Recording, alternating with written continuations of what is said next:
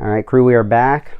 As I mentioned in my previous video, trying to get caught up and get some more videos out of projects I've knocked out but I haven't been able to loop back on. So this being one of them, I had a gas leak on my SBR upper. So what I wound up doing was, at first I replaced the gas tube to see if that fixed it.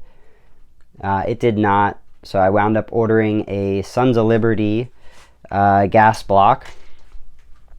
So let's see. As you can see their logo in there. I ordered that up, swapped out the gas block and the gas tube, and went ahead and while I was changing them out, I had a Rosco gas block on there. And what I found was I think I had multiple issues going on. I had a Spikes tactical gas tube, which seemed to be undersized, and then at the same time, the Rosco gas block itself actually seemed to be oversized. So doing a Sons of Liberty gas tube with a gas block resolved my issue. However, I preface this because by then fixing a gas issue, you then have to address your buffer system.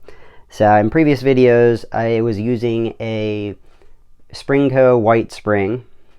This thing was bucking like a bronco once I fixed the gas leak.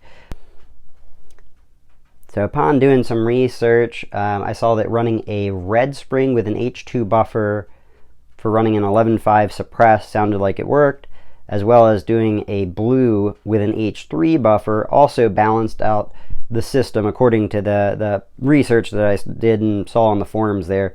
But what I ultimately opted to do was I went with a blue spring, ordered off Brownells, left my H2 buffer in there. The gun is way smoother than it was, and at that point, my fear of going to the heavier setup was that if I'm running it unsuppressed, that not having the additional blowback from the suppressor or additional gas going through the system was going to cause the gun to malfunction. And the initial reason why I was looking at the gas leak was I was noticing some sporadic issues with one particular magazine, and that brought my attention to the amount of just gas that was blowing back onto my barrel. So went ahead, got that fixed. Now have my buffer system balanced out with the Springco blue spring. All in all, great setup. Love this thing. As you can see, I do have my D-ball now installed, so I have the lasers sighted in. I need to go out and run the IR illuminator and sight that in. Quick overview of this build. I have a Aero Precision upper receiver, a Midwest Industries combat rail, a Rosco 11.5 barrel. I do have a Cloud Defense Rain Gen 1. We do have our D-ball A3, our EOTech EXPS 3, and Magpul M-Bus at the moment. That one's going to be changing to a Pro with the long range shortly. I will follow up with another update as to why we will be changing that. And then I do have the BCM CAG on the bottom, which I really like that.